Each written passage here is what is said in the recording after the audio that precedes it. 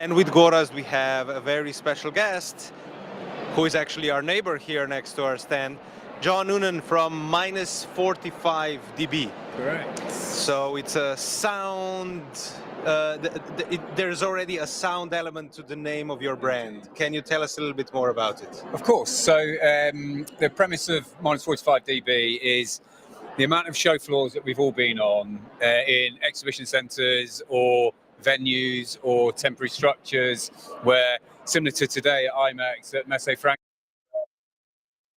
sound that's bouncing around the halls, that if you wanted a private meeting or a breakout room, or you wanted to deliver content where you need that level of sound to be reduced, I've developed a product that can do that.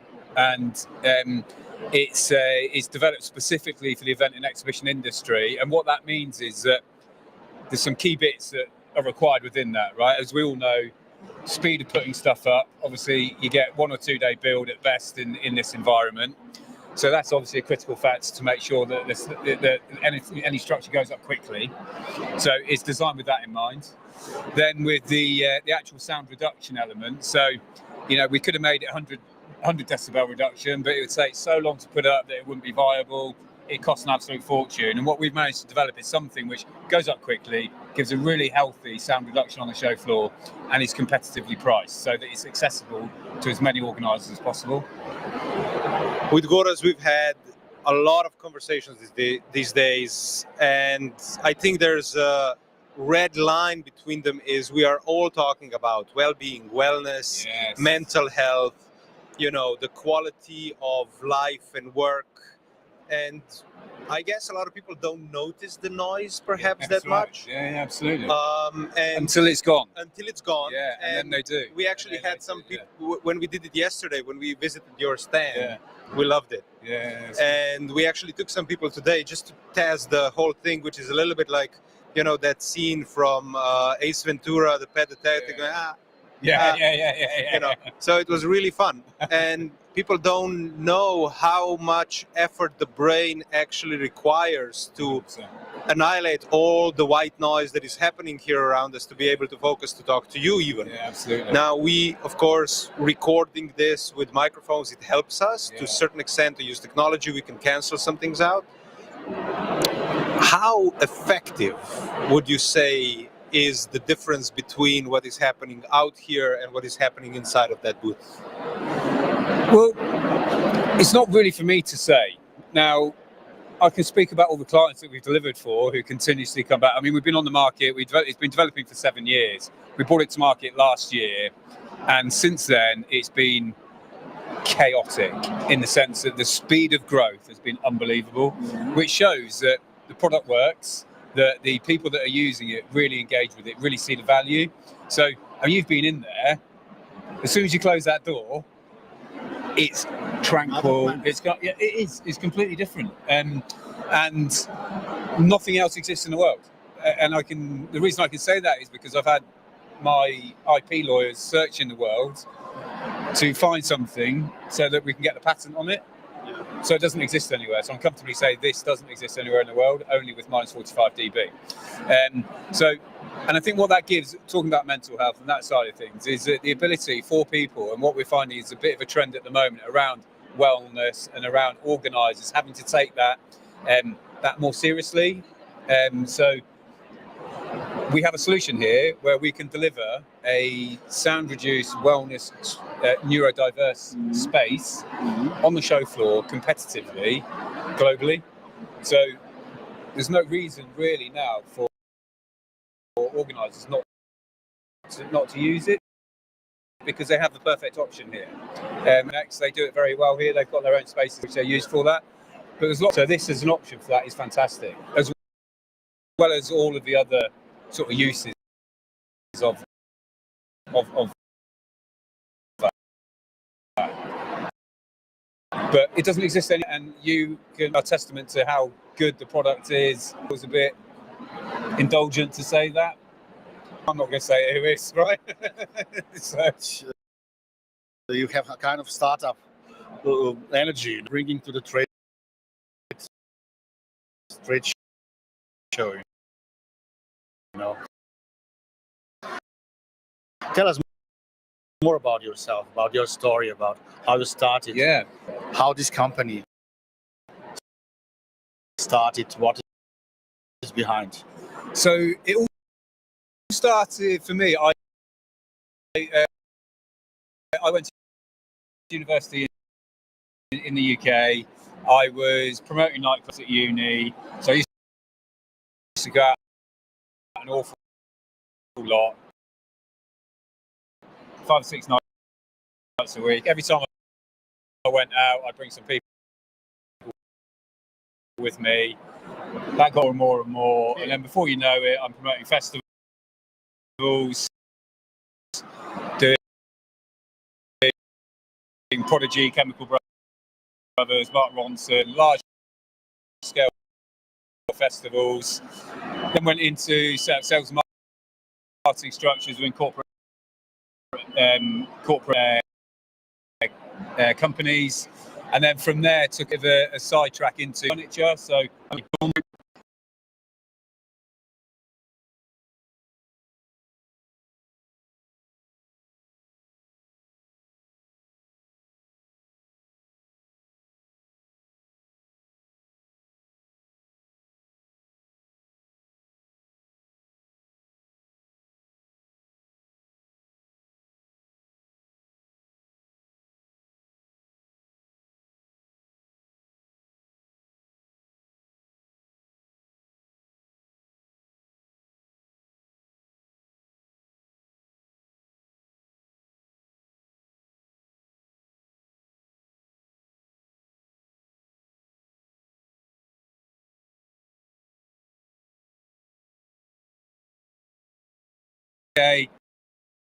we open up in the UAE next month, so in 4 weeks, launching a Middle East event show in UAE, Dhabi.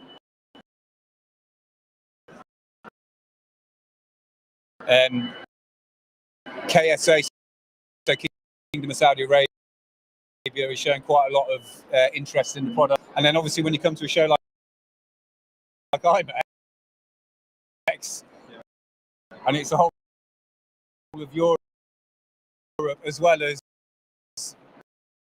the rest of the world, and then you start interacting with people like yourself and all the other. I mean, it's amazing what's on the horizon for us. I think it's really exciting to be part of, obviously. What is the secret of this business? Well, if we told you that, we would have to. I think the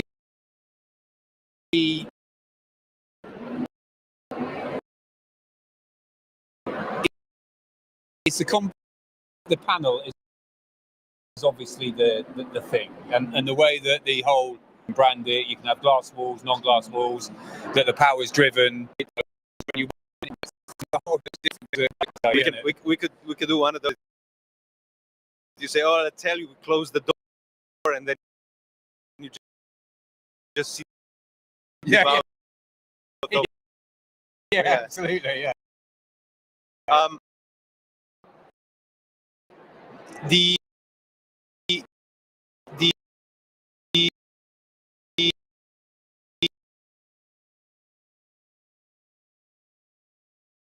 The question that I would have first is,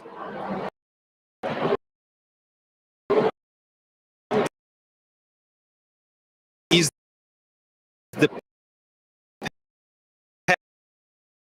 panel actually sucked inside?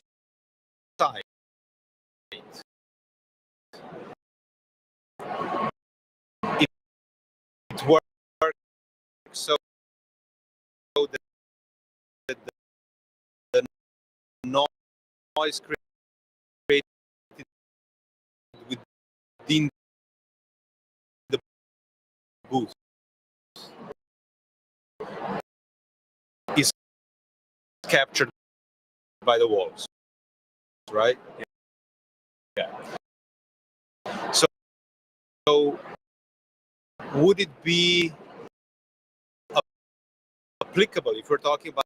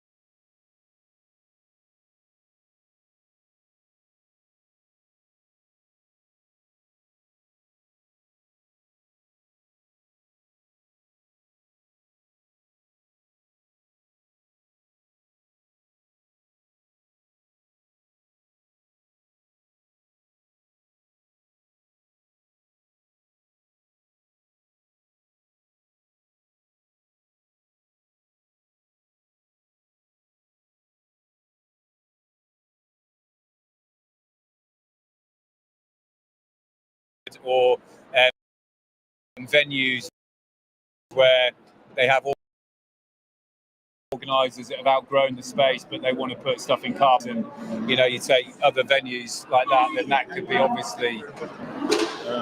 What is for you a definition of a good event? To finish with that, Always. Since you have experience from, I don't know, as you said, your journey is quite parties, raves, festivals. I think it always comes back to interaction and that human touch, because if we all think about why we went into events or why we go to events, it's all about, and we tried it with COVID to do this remote, virtual thing. And the reason why events have come back so strongly is because as humans, we want to interact with other humans. Like if we were on a Zoom call, this conversation, you wouldn't see this, and it's that human. So all of these stands are fantastic. All of these are fantastic. But it always comes back to people, humans, interacting with other humans. And I think that's what makes a good event. If there's good people there that are enjoying the event, that have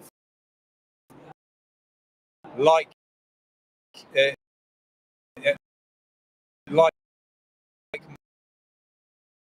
like-minded people. That's what makes it.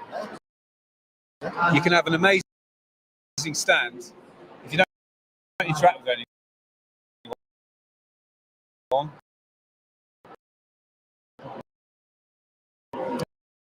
Well, if you have an amazing stand, then nobody can hear what you're talking, and everybody loses their voice, and everybody has a headache at the end of the day. Absolutely. So I think it's an amazing technology. I think it's really interesting future. I think,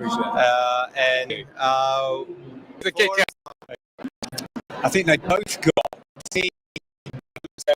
Paul van Dyke, Tiesta, or Armin van Buuren, all of those. Yeah, probably go Day or night?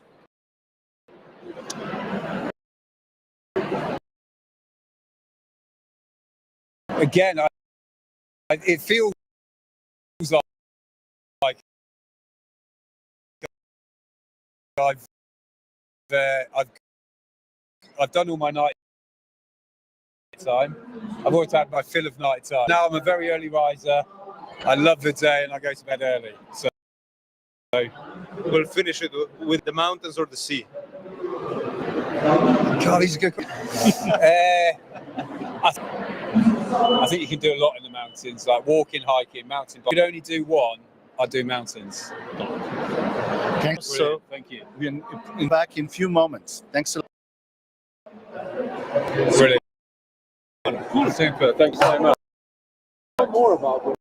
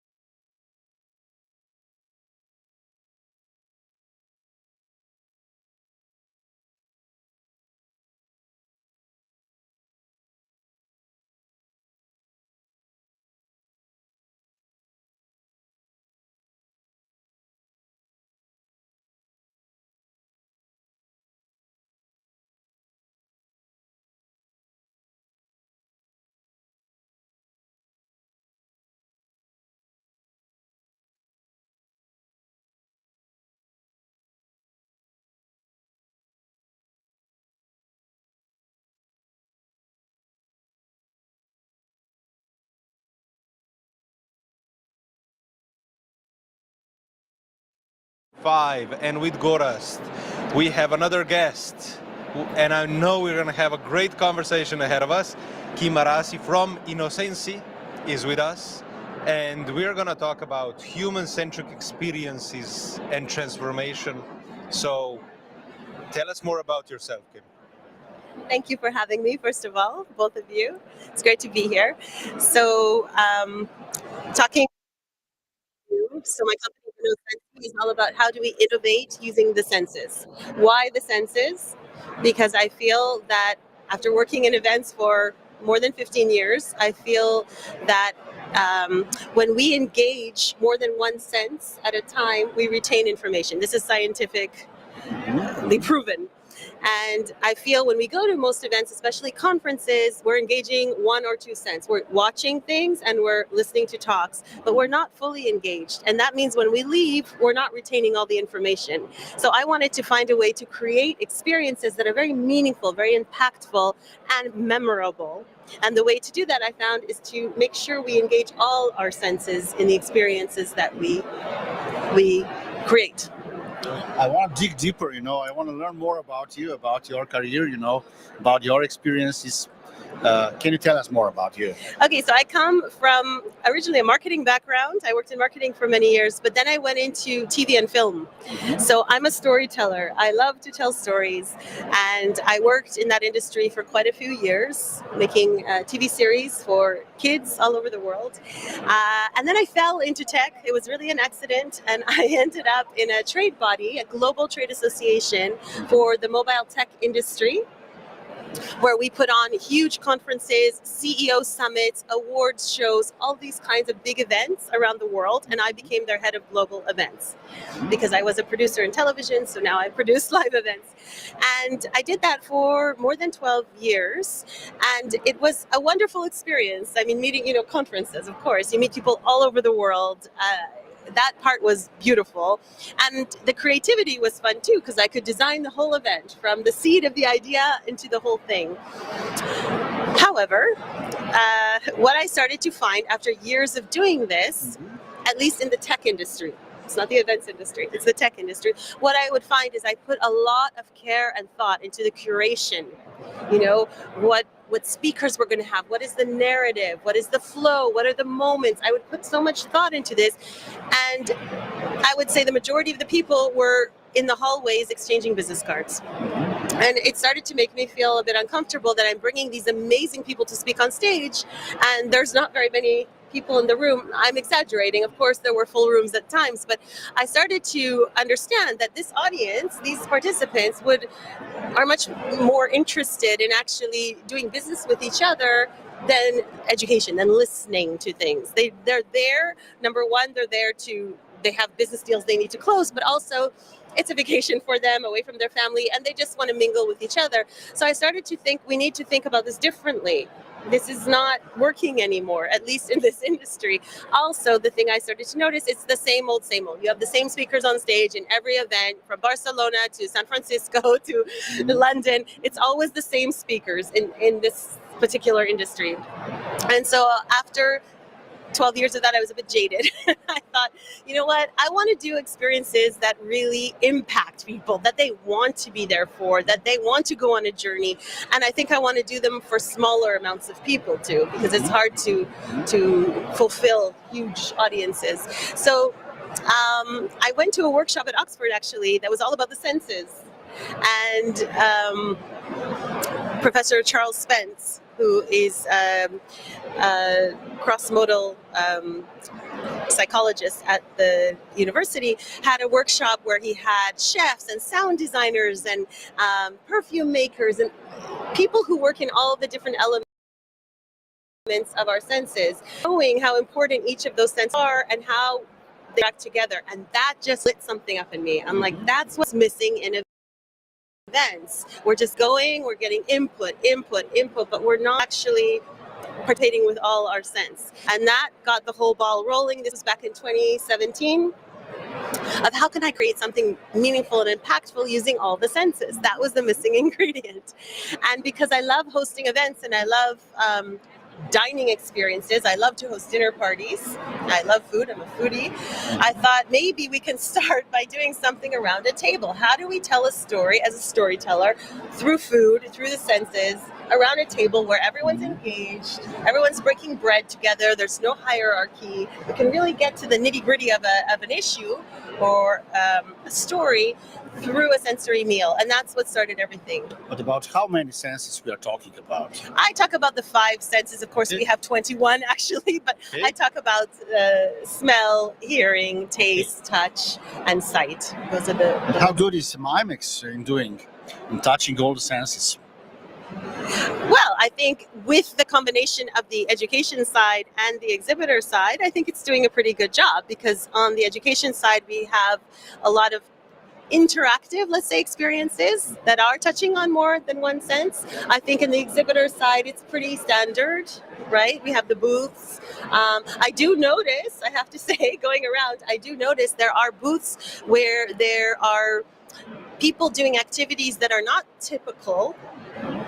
For example, making a perfume, or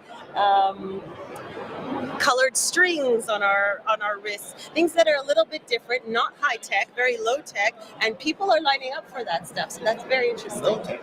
The low tech. It's we say low tech, high touch, right? Exactly. Yeah, there you go.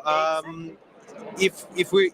If we go back to IMEX as an example, I think it kind of concurs with your own findings that people want to do business, and IMEX is the largest European event, and there's a lot of people here, and the emphasis is on business, and it's really full, and it's really loud, and it's happening, right? And you go then to the educational part, and you see it's a different kind of environment all of a sudden, much more concentrated, kind of people are focused, with the earphone. How would you say the senses nowadays in modern business that we are in the events, do you see changes into what you are preaching, to put this way? Absolutely. I think when I started working with sensory design, I think people didn't know what it was, and they're like, yeah, that sounds weird, cool, but whatever. Now it's become very mainstream, actually, and what I'm finding is the fact that IMEX is about the events industry. The people who come, even though they're here to do business, a lot of them do run events themselves. They're either agencies, or they're within a corporate, or hotels, or whatever. They're running events, so they are interested, and they do know that the senses are such an integral part. And I am seeing more and more people on the education side very engaged. So I think the difference for me is when I worked in these big conferences and exhibitions, it was tech people, and they are just trying to do business and do deals, and it is very one way of thinking. When you work with the events industry, it's a people industry, so they are more open and interested to find out new ways to engage their audiences, right? So it's a very different industry, and it's fun being here because people actually want to learn. They want to talk about this. So yeah. Tell me more about how you measure the emotional, I would say, sensory results of the event. Only what we measure we can improve, actually. So is there any technique or method? Yeah, I mean, for me, I'm not coming from necessarily the scientific part of it, but for me, the measurement is the participation. So when I do an event, an experience, I will always have a very interactive element. It's not the audience, it's the participants, right? They're part of it. And whether it's something they are meant to, I don't know, paint together, create a song together, there'll always be something where they are participating. And if the participation is high, and we can measure that because we see at the end, how many paintings were there, how many drawings were there, all of the things I do can be measured that way, then we know it was successful. And that's, for me, it's like, that's the best way to measure, because that's how we know how people enjoyed and felt something. They actually participated. If they weren't interested, if it wasn't working, they would just walk away. Can you create a kind of list? What should we avoid when we are planning events? Absolutely avoid. In line with what we talked so far. When you talk about events, that's a big thing. Do you mean a huge conference? Do you mean a small dinner? What? Let's start with A good example of an application. Okay, I would say, well, avoid doing an event to showcase bells and whistles. Like, oh, we have this new technology, or we have this, I'll just throw an event around it. That's not a reason to create an event. For me, you only create an event if you have a very strong why. You know the impact you want to have on the people, you know the message you want to send, and you know how you want them to feel when they leave. If you don't have a strong why and an objective, don't create an event. You can do some kind of activation or something like that, but don't create an event, because people feel it. If they go to an event and there's no narrative, there's no strong why, they feel it and they leave empty. So there's no point to me. So that it's starting with the why always. Yesterday we met and we spoke, and you were there with Pigalle, Yes. and she approaches it through a very neuroscientific approach. Yes. How did your two, because you did a combined session, how did you two collaborate? How did you make it work? So I do a lot of work around, as I said, dinners and food, because I think we can tell amazing stories through food, through a meal. So a lot of my events and experiences have food involved. And so when we were given this task of how do we create an interesting icebreaker for a networking lunch where most people won't know each other, we put our minds together as someone who works with the senses and food, and for Pigalle, someone who works a lot with emotion and the science and the neuroscience of how to create emotion. We put our heads together and came up with a very honestly simple idea, low budget, very simple idea, but I have to say it really worked, because people keep coming up to us over these last 2 days saying that they really enjoyed it.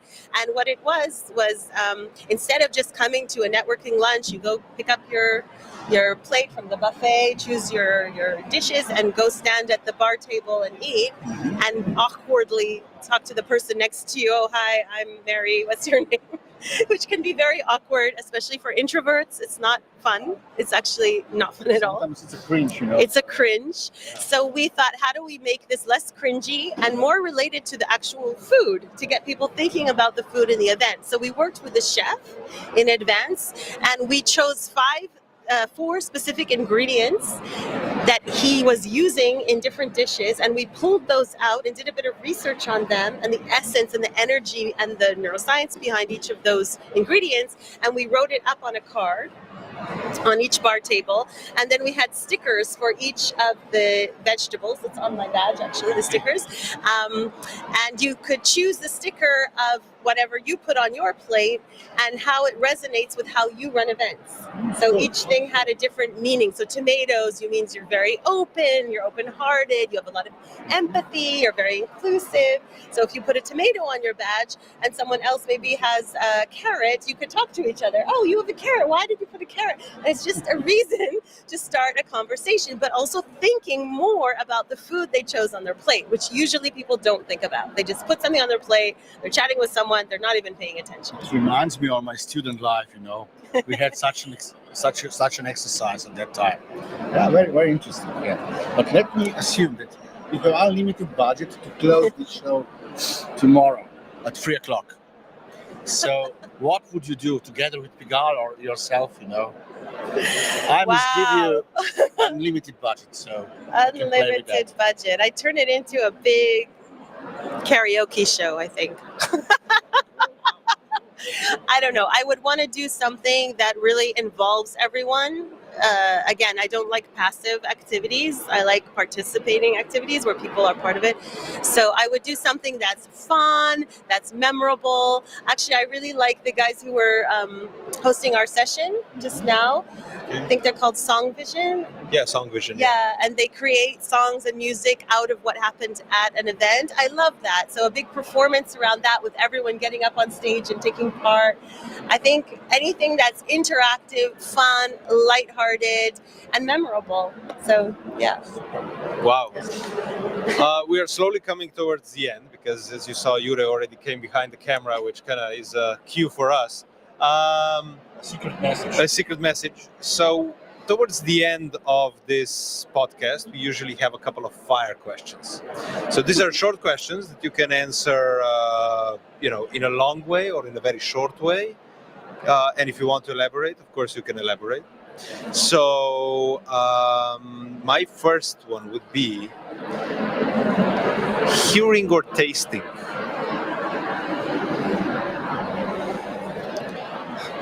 Hearing.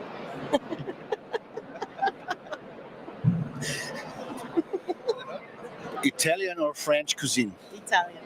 Why? My partner's Italian, and he's a chef.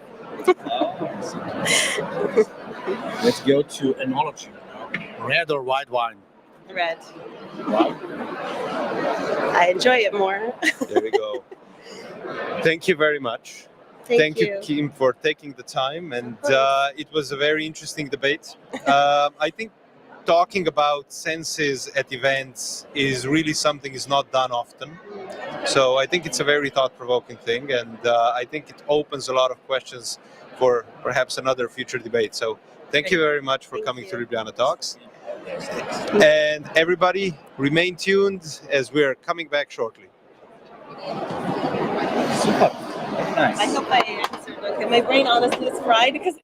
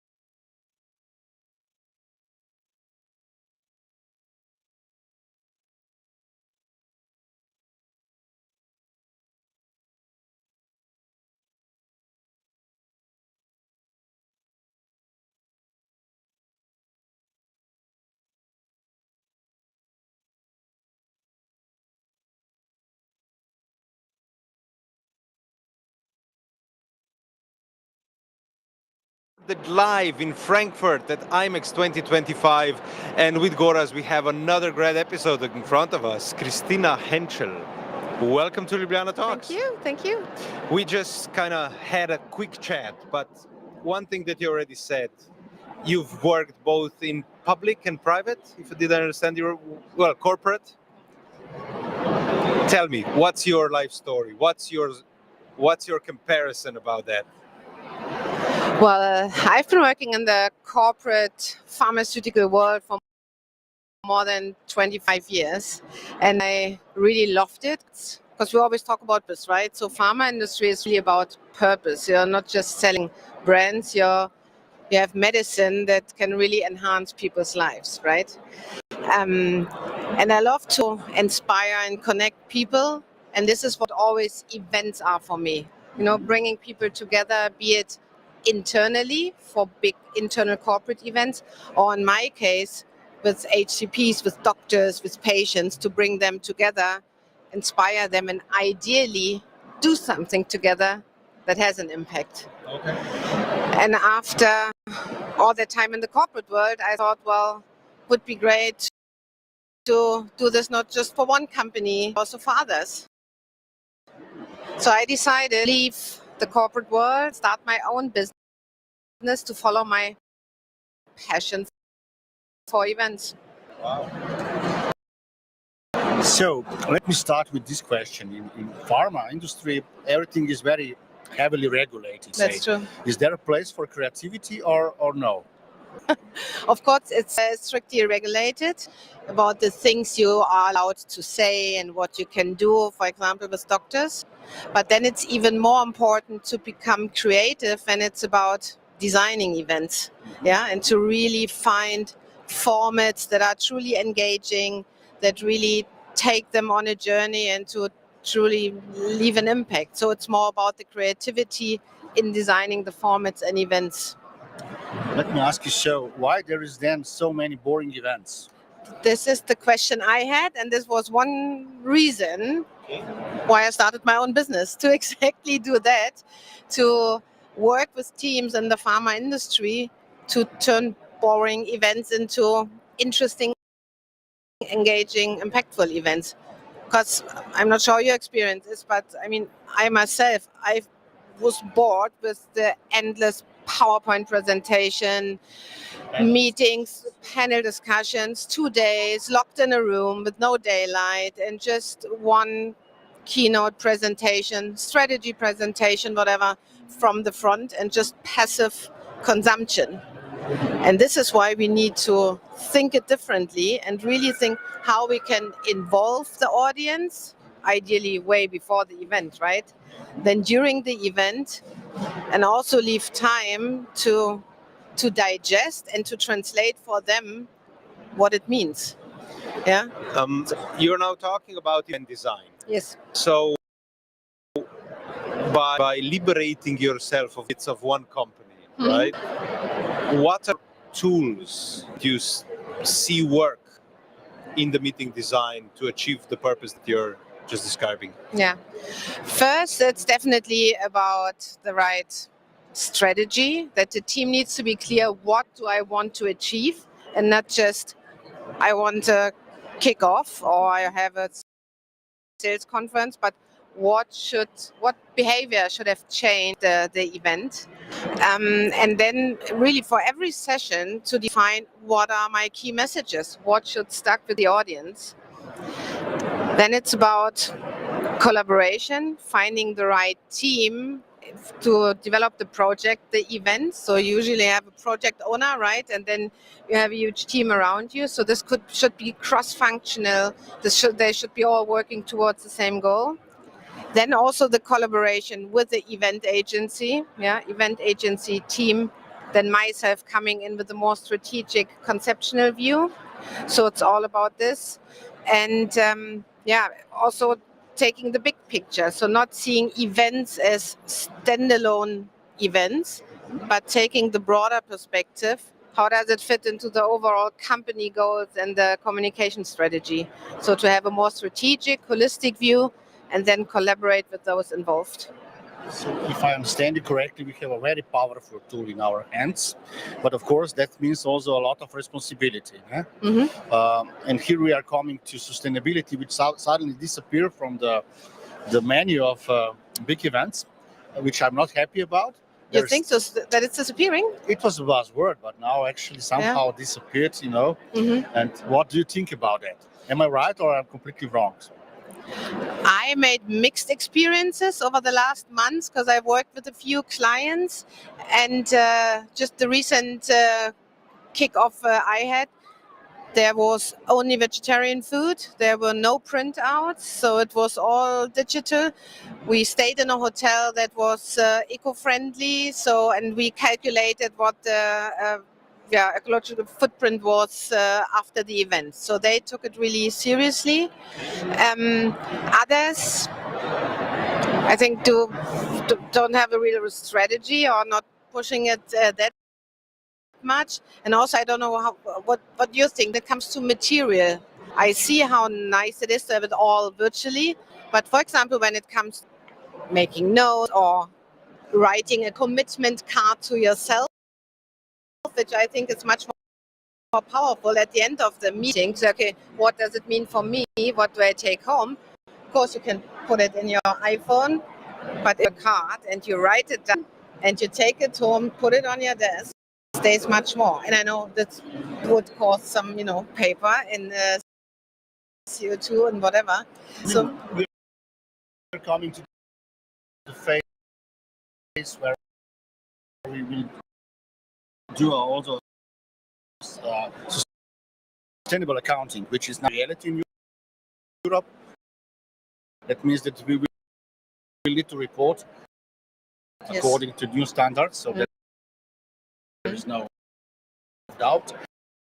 And at least in some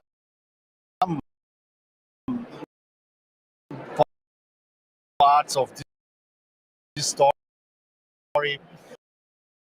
we are ahead of the world. Globally, they are following us. They are followers of Europe, and that's good in my opinion. But obviously, we are not really talking a lot about that because this is getting serious now. So it's about mathematics. It's about facts. It's not anymore about doing some small. What would be nice to have is become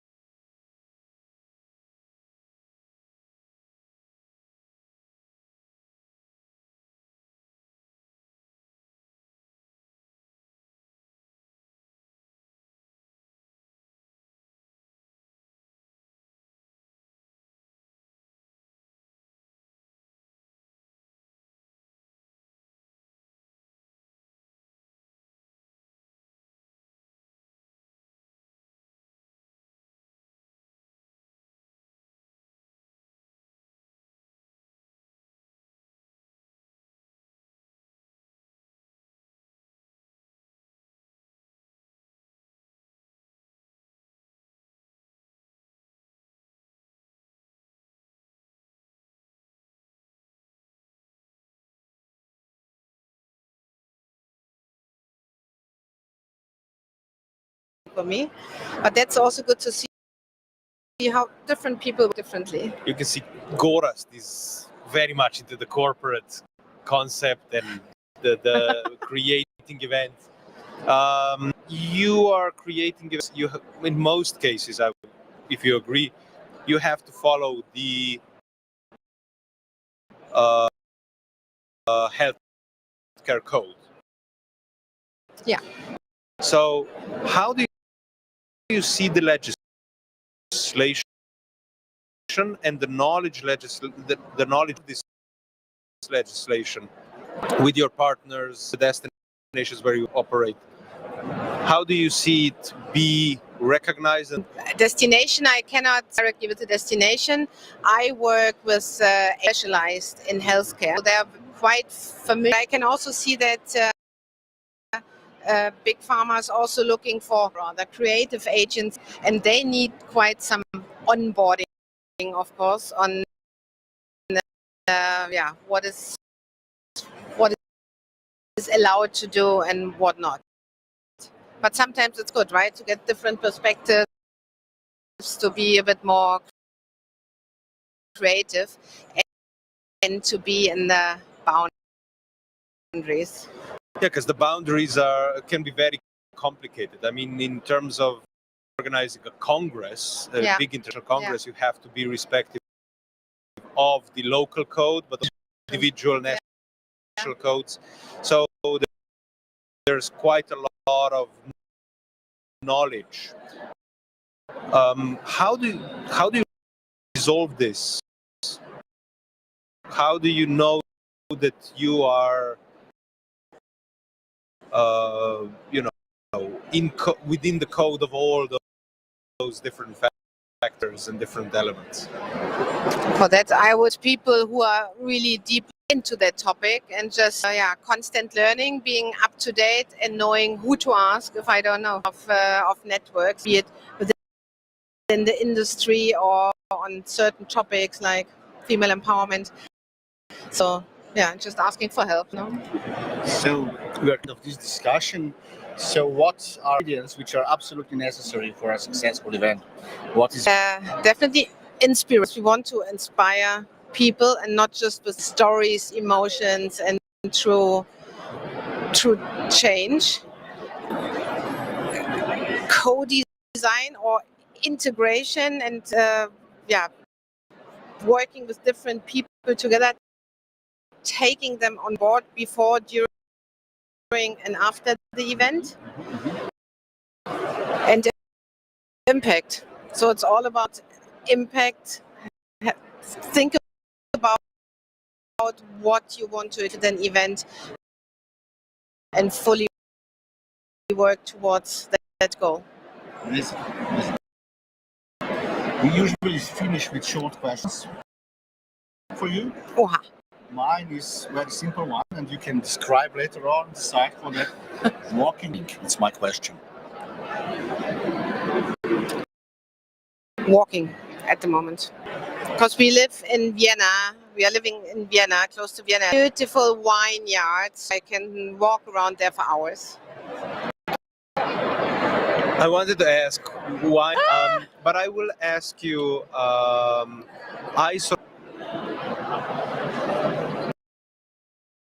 Fire. Fire means more warm than cold. Then it's fire. Amazing, Kristina. Can you share, if you want to share something with our audience? This is your last chance, last call to share anything you want with everybody who is watching us now. Yeah. First, thanks for watching, and can see the energy and passion I have for events. And I think everyone could contribute to great events. So just connect and spark the ideas how we can make events even more impactful, especially in the healthcare industry. Thanks a lot. Once Thank again. you very much. Stay tuned. We are coming back in a few moments. Thank you.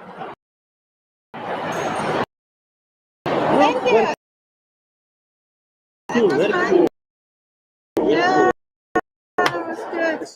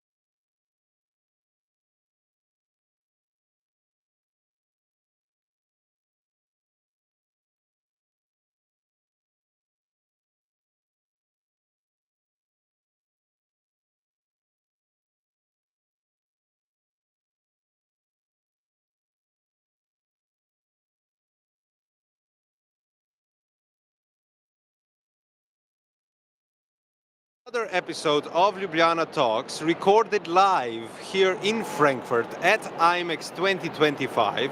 We are in the center of action. We are on a Wednesday, which we know is the busiest day, and somehow we managed to get two amazing guests here so that Gorazd and I can share with you some great content. So with Gorazd and myself, we have the pleasure of having Ciara Gallagher from Folche Ireland and Greg Kero from Abbey Conferences. Thank you very much for taking your time. It's a pleasure having you. And let me start with you, Ciara. What's new at Folche Ireland?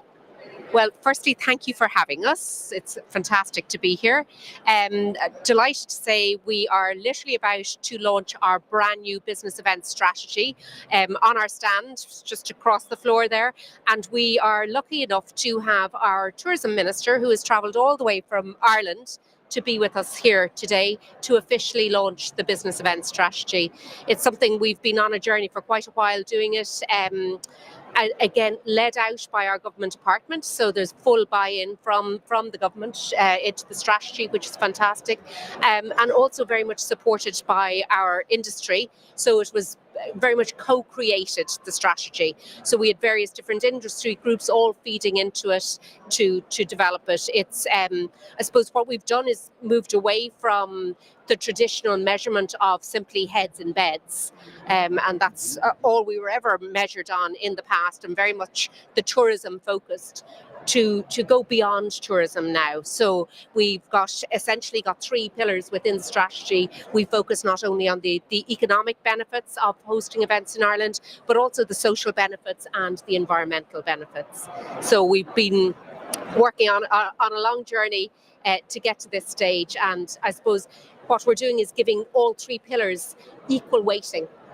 And we were working on developing brand new frameworks all around maximising the benefits of hosting conferences outside of the four walls of the convention centres. Congrats, that's amazing, Greg. What does it mean for you, for your agency, such a strategy?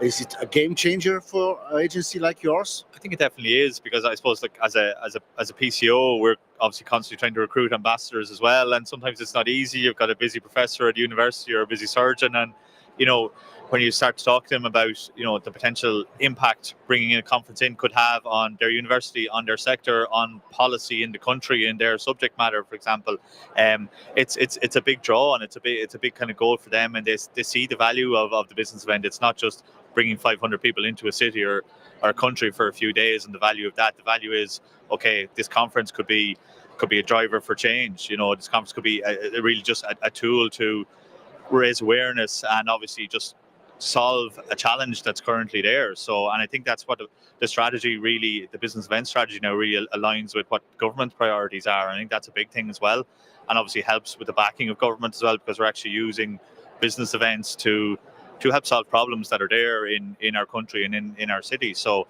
it's really positive from our point of view, because it hopefully means more events, so we get to work on more events, so we all do better. I guess even from a PCO perspective, maybe shines a light a little bit more on conferences in general and our industry in general, in the media a bit more. I know, like, there's a big event coming up this year, the European Autism Congress, which again is really shining a light obviously on the subject of autism, but also obviously on Congress world in general as well. So I think it's all really positive, and shows the importance of what we all do collectively as well. As I said, we're not just booking venues and bringing people into a country. We're really having to change things as well. So definitely you're building up a transformative industry. But tell us more about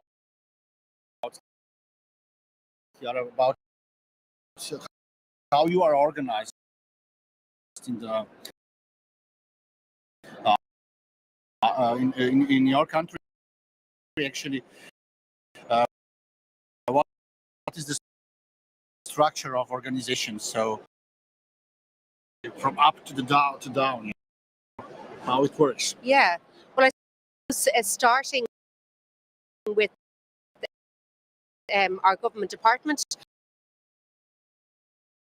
we very recently moved from a government department or a specifically into a Ministry of Tourism, Enterprise enterprise and employment. And the wonderful thing about such a strong government by agencies that supports small and medium business events in Ireland. We're kind of a funny little country because for the size of us, we actually have 3 tourism boards. So we get very complicated. So we've got 2 agencies that work at home, which would be considered development authorities, and Fáilte Ireland would be one of those tourism development authorities alongside Tourism Northern Ireland. And then we have our sister agency, Tourism Ireland, that works in the international marketplace and would be responsible for the broader promotion of business events around the globe. Do you have local convention bureaus? Excuse me, we do, yes. We have local convention bureau in all of our major cities. We've Dublin, which is actually in under the Fáilte Ireland umbrella. And then we support convention bureaus in Cork, Kerry, Shannon, Galway, Belfast, Derry. But are they independent or they're a part of your institution? They're not part of our institution, but we would heavily support them through practical and financial support. So you mentioned some really, really fascinating numbers, which on their own are very powerful and indicate how strong the meetings and events industry is in Ireland. And I mean, we all look up to Ireland in many ways in this regard, because I think you have a really good way of collecting data as well. But what was your approach towards creating an advocacy pitch towards your decision makers so that they understand and that the minister is here today? That's a really good question, Jan. And I think it's actually a lot of destinations are quite jealous, I think, to say the least, because we're incredibly fortunate to have that buy-in. And actually, believe it or not, it all started at a policy forum here at IMEX about 3 years ago. Wow. We brought along our senior government officials, and we were actually talking about impact back then, and there was a light bulb moment. That's really good. And you managed to ride the wave all the way till the completion of the strategy. Well, actually, in the government department led out on developing that strategy, supported by the tourism agencies and the industry. Greg, a question for you. So, a new strategy, what does it really mean for you? How do you see it impact your job?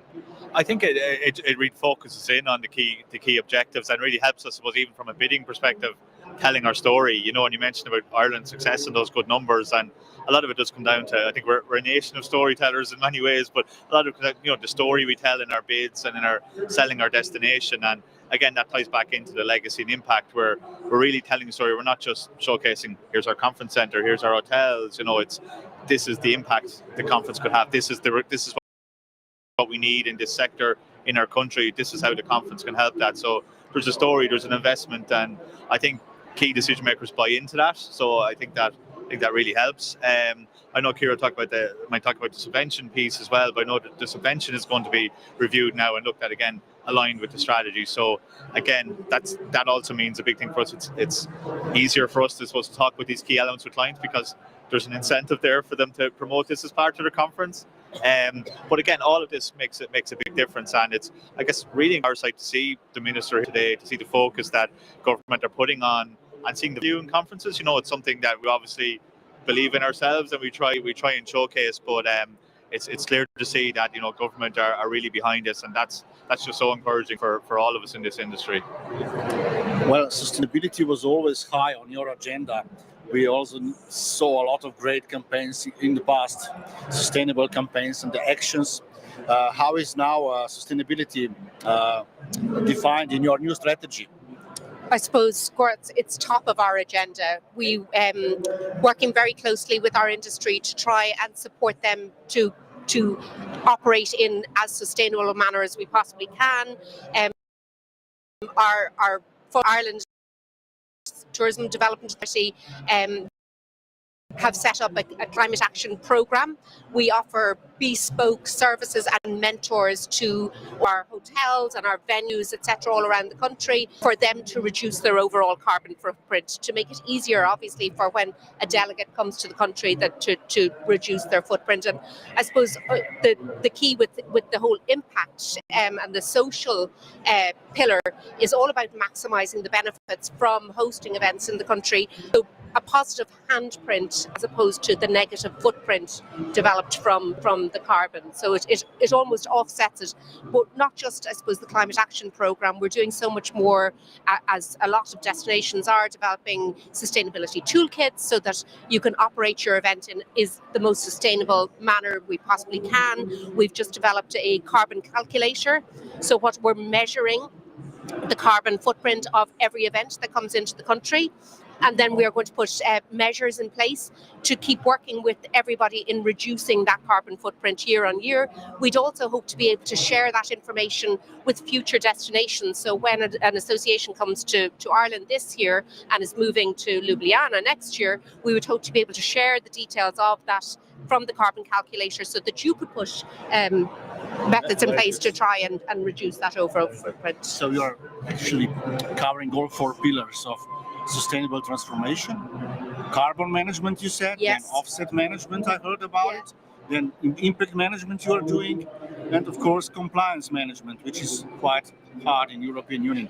But Greg, what about associations? How do they react on this? I think, well, look, because this is amazing, by the way. Yeah, I mean, I think from a first of all sustainability perspective, I think all associations are totally buying into that and have been for the last number of years.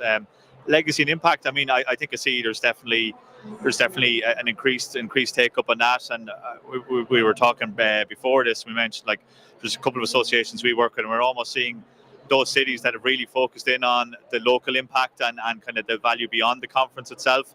There's like a template there for that association then, and it's been actually further developed year after year and almost becomes competitive with new host cities where they're trying to do better than the host city done in the year. But do you know what I mean? There's a local, they've seen the impact that it's had in a certain city and they've said, can we emulate that in our city? And there's that competition between the local hosts to do that, but which is fantastic, you know, and the association, everyone benefits that, but crucially, obviously, the local community from it then as well. So I think it's all about the sharing of knowledge, like Ciara mentioned. So it's with the associations year on year. So you know, there's the next host can then benefit from what the previous hosts have done, a bit like what Ciara is saying there about, you know, measuring the carbon footprint of events in Ireland. If they go to Ljubljana or wherever they go the following year, we can share that data, and even just around the sustainability toolkits that we're all contributing to that. And event in Ireland, whether it's hosted by a local PCO or an in-house association, whoever it can benefit from all of this. So yeah, I think that's really key. It's very Words to action. That's amazing. yeah, from words to action. Yeah, the question I have, I'm gonna ask you actually, Ciara. Okay. If everything goes according to plan and strategy, what is your vision at the end of the strategy?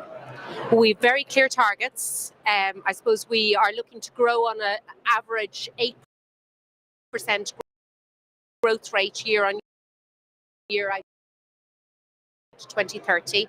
That's ahead of leisure. So leisure targets are around contribute to the government objective, 45% by 2030 as well.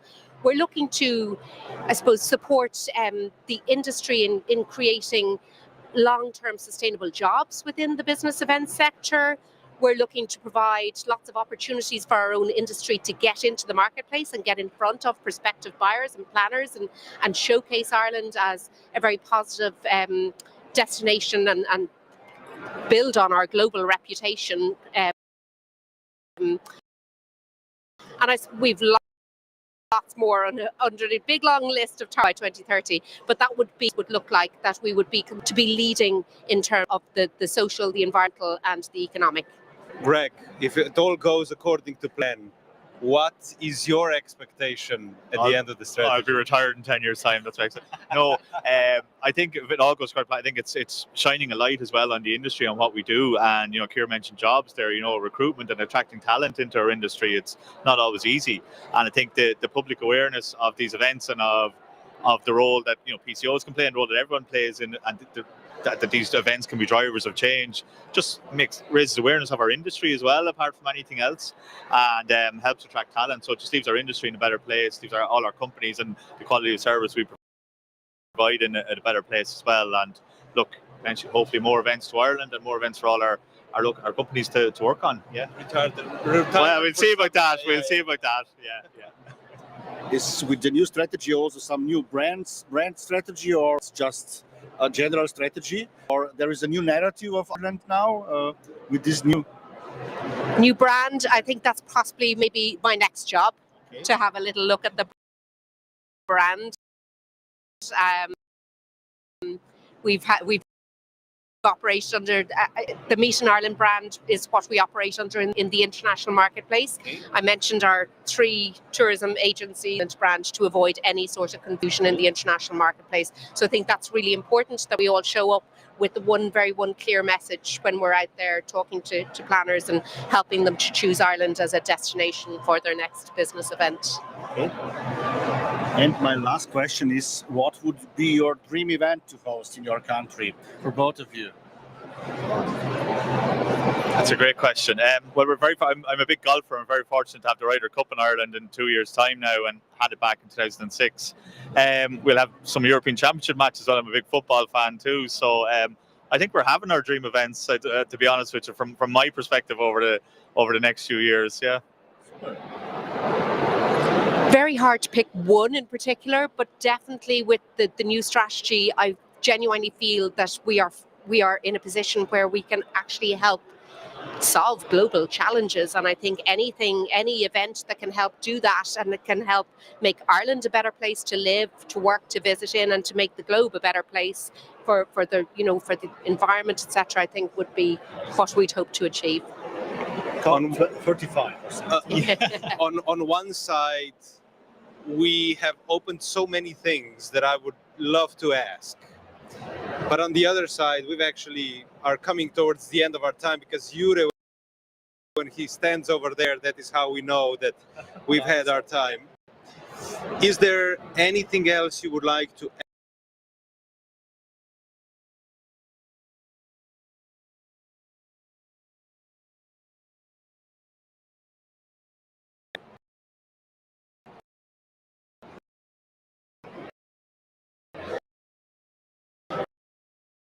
You can certainly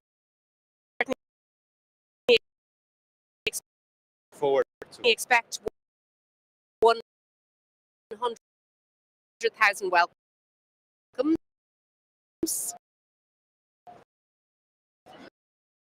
You can expect us to roll out the green carpet for all of our visitors that come to our destination. And as we say in Ireland, Céad Míle Fáilte is 100,000 welcomes. And